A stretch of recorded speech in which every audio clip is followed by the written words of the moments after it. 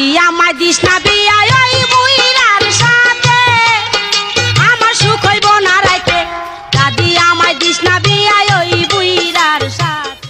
উফ কে রে গেদা, আমি এত কষ্টের কাম করতেছি, সাথে একটু হাত লাগালিয়ে তো পারিস নাকি?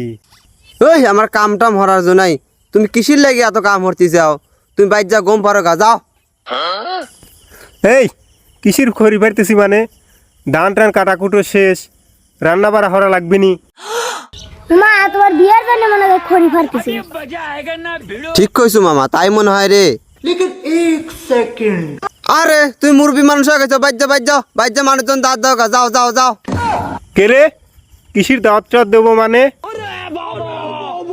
কিসের জন্য খড়ি ফারতে যাও?